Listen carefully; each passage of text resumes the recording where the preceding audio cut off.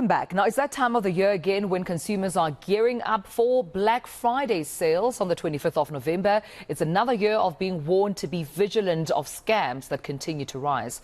Even your favorite retailer could fall victim to data theft. So let's find out some tips to get through this year's Black Friday scams. We're, of course, joined by wireless application services provider Ilonka Badenhorst, who joins me this morning to take this conversation even further. Ilonka, thank you so much for your time and good morning to you.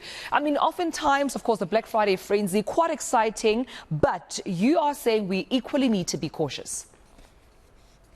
Yes, good morning, and thanks for having me on the show. So the reality is that most consumers are now shopping around for great deals and discounts. And but unfortunately, consumers tend to, at this time of year, not put down their guard a little bit when it comes down to their online security as well as protecting their personal information. So whilst we are shopping for all of our favorite items, hackers and fraudsters are also shopping around, but they are shopping around for our personal information and our data. So although there's an obligation on the retailers to secure their platforms and have security controls in place, there's also a very big obligation on consumers to actually be aware and be extra vigilant during this time of year. Yeah, I mean, oftentimes you're right. Every time we talk about, Black Friday and, either identity theft or fraudulent activities, we as consumers think, no, if it's a big retailer, surely they are immune to any scamming and fraud. But you're saying they too are not immune. Anything can happen because scammers are equally fishing to cash in at this time. 100%. So statistics show that over the Black Friday and Cyber Monday period, that phishing and smishing attempts actually increased by over 300%. So here consumers need to look out for things like emails or even SMS or even social media prompts that appear to be from a legitimate retailer or a supplier that they are aware of. However, there's usually some indications that this is not from the original source. For example, there's usually a spelling mistake in the URL or the email address where the email comes from.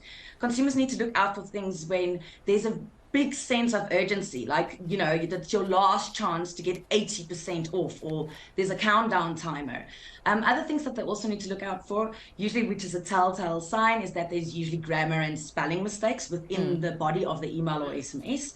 And if there's something strange in the email, like they're prompting you to click on an attachment, and it's, it seemingly doesn't make sense in that email, or you weren't expecting to get an invoice or something from that retailer or that shop, do not click on it, and do not click on any links that you think look suspicious. Yeah.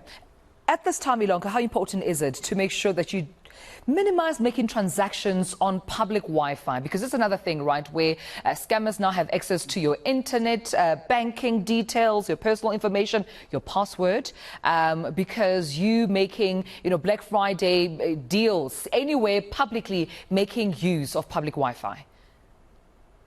That's the reality. A large majority of South Africans make use of public Wi-Fi, and I was asked this the other day. So we're not discouraging the use, we're just saying use it safely. As an example, use a different username and password each time that you interact on different platforms. Because what consumers usually do is they use their email address as their username and the same password. And if that Wi-Fi was spoofed, that hacker then has access to that username and password, and they're going to try on most of the major sites to see if they actually can get access. The problem is if you've used your email address and the password, and that is actually your email address and password's email, and the login credentials, then they've got access to your email. And we know from there they've got access to most of your banking information, a lot of your personal information.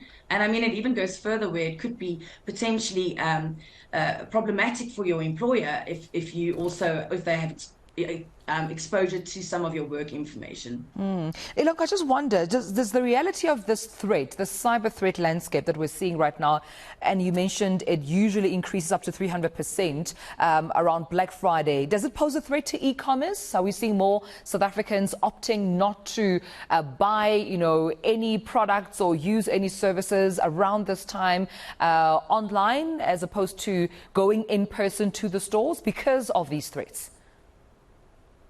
So I think that we should do both sides of this. I think that online shopping and e-commerce and m-commerce has brought so many benefits to consumers, but unfortunately, fraudsters and criminals are also seeing this as an opportunity.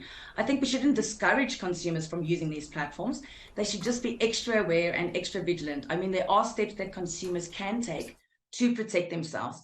And we actually have seen an increase in consumers using online shopping, whether it be e-commerce or m-commerce over this period of time. I think that post-COVID, a lot of consumers have become more comfortable doing online shopping.